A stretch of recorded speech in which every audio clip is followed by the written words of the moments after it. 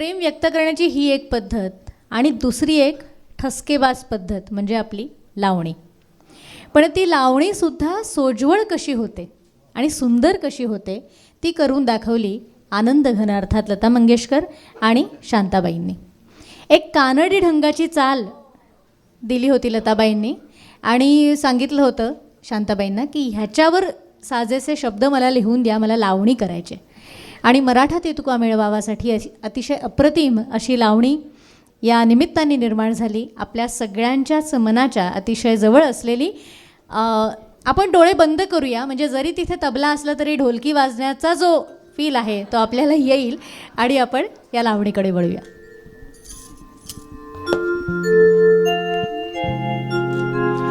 अहो येता जाता धक्का का हो माता, नक्षीदार पत्राला हात का हलवता.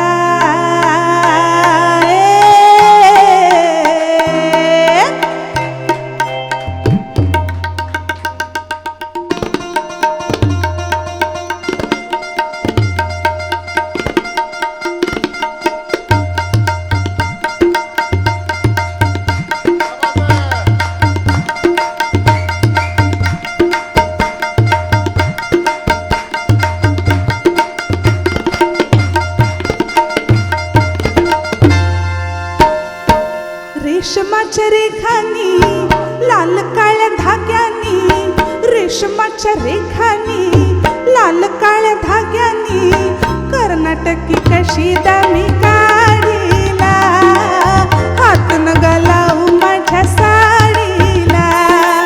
रेशमाच्या रेखानी लाल काळ्या धाग्यानी कर्नाटकी कशी दामी काढीला, हात न गलावू माझ्या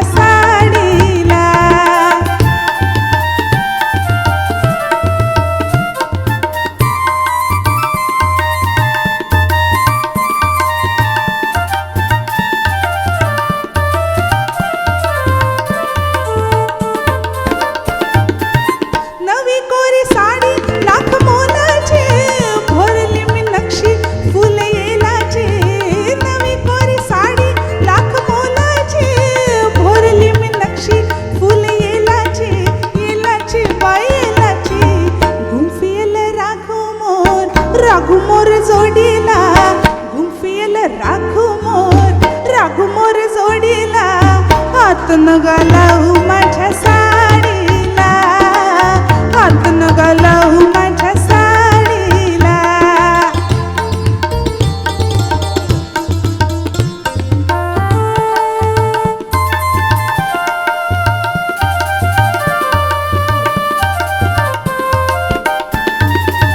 जात होत वाटन मी तोऱ्यात, मी तोऱ्यात,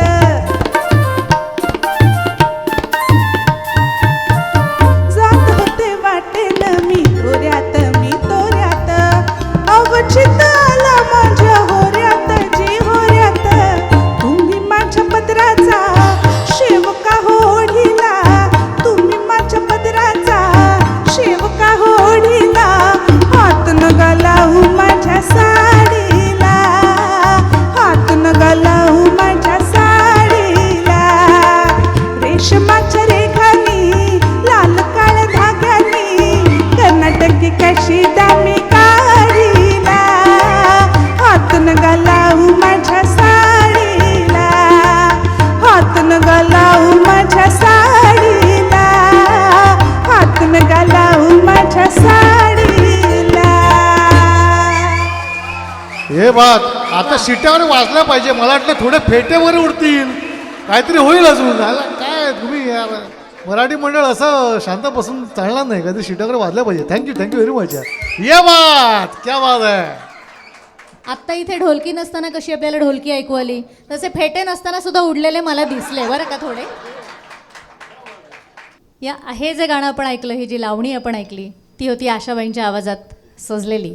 कारण लताबाई म्हणाल्या की लावणी मी करणार तर ती गाणार आशाच, त्याच्यामुळे त्यांच्या स्वरांमधून ही सजली. आणि आशाबाईंनी किती तऱ्हेच्या गाण्यांना न्याय द्यावा.